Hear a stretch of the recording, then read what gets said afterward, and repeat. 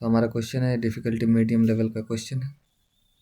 और given an array your task is to find the minimum number of increment operations required to make all elements of the array unique, that is to say no value in the array should occur more than once.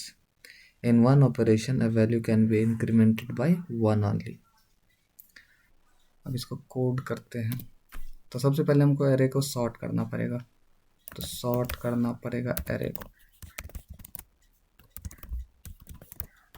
तो हम लोग क्या कर रहे हैं, तो हम लोग का अप्रोच था 2 पॉइंटर। तो पहले हम 2 वेरिएबल लेंगे, 2 pointer int i equal to 0 जो फर्स्ट इंडेक्स को। अब हम लोग क्या कर रहे हैं, तो हम लोग का अप्रोच था 2 पॉइंटर। तो पहले हम 2 वेरिएबल लेंगे, 2 pointer int i equal to 0 जो फर्स्ट इंडेक्स को पॉइंट करेगा, और j इक्वल टू 1 जो सेकेंड इंडेक्स को पॉइंट करेगा।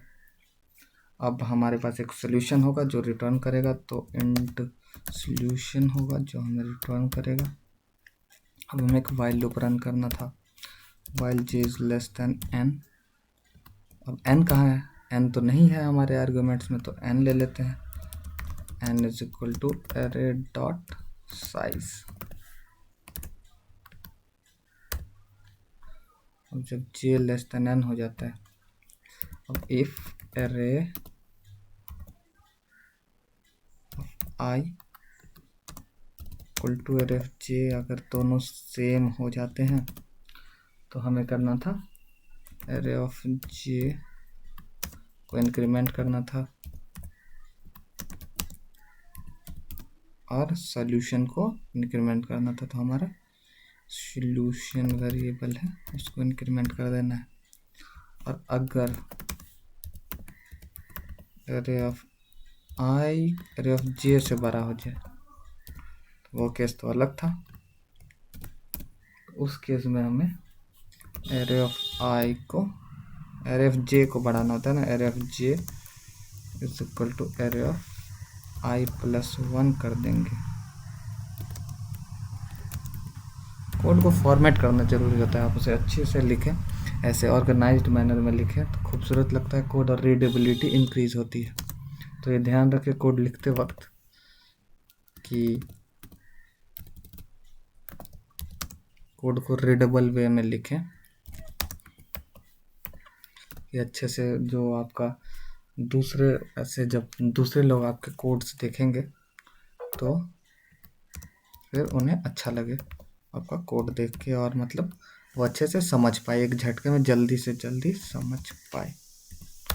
सॉल्यूशन को इंक्रीमेंट करेंगे अरे ऑफ i माइनस, मतलब बड़ा इंडेक्स बड़ा वाला वैल्यू माइनस छोटा वाला वैल्यू प्लस 1, ये करना है। और हमें रिटर्न करना सॉल्यूशन को। That's as simple as that. इतना छोटा सा कोड हमको लिखना है और we will get the our solution. So let's compile. तो ये तो आपको दिखेगा नहीं, एंड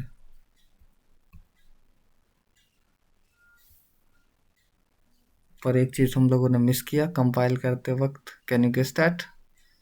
हम लोगों ने i और j को इंक्रीज नहीं किया। i plus plus and j plus plus. i j तो बढ़ करते हैं, हमारा कोड कैसे रन कर रहा है। Let's submit it. चलिए, हमारा कंपाइलेशन तो हो गया और हमारा final result 6 out of 1 there is something error. चलिए अब एरर को एड्रेस करते हैं। कोड हमारा कहीं कहीं फेल हो गया है। Your code output is 2 and is correct output is 4। So N is equal to sort किया, i is equal to 0, j equal to 1 and solution is equal to 0। j less than, ये भी सही है। अरे j plus 1 solution plus plus.